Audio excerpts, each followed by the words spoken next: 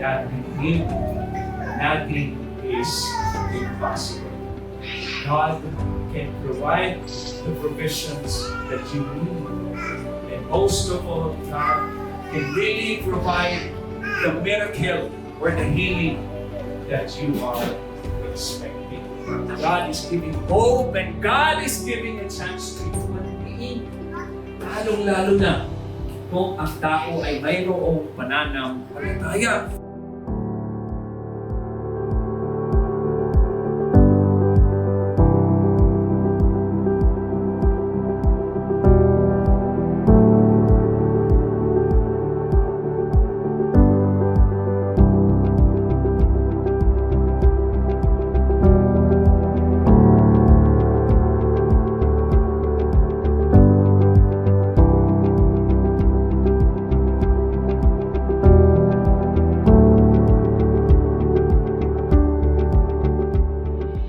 Paborito ko pong activities na nangyari po kanina po ang paglalaro po dahil na-enjoy ko po yun at yung mga bagay na hindi ko po nagagawa dati po yung hindi po ako nakakapag-aral o nakakapag-hang out with friends and hindi po nakakapaggala and mga bagay-bagay pa po hindi pwede.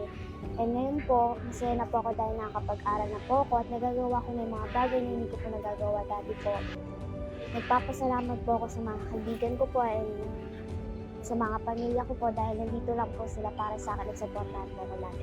Ako po si Gina de la Cruz, ang akin pong anak na si Samantha Lorraine Pilapil.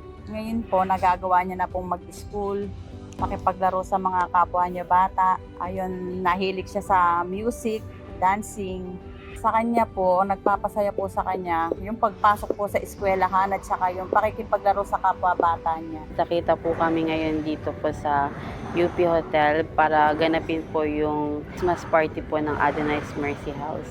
Ang bagay po na nagpapasaya sa akin sa araw-araw ay yung pagsiserve po kay God dahil isa po akong altar server po ng aming simbahan and nagsiserve po ako sa simbahan po namin almost 4 years na po. And until now, nagsiserve pa rin po ako. Ang hindi ko po nagagawa dati at nagagawa ko po ngayon is yung lumabas po at makipaghalubilo po sa mga kapwa ko bata or kabataan po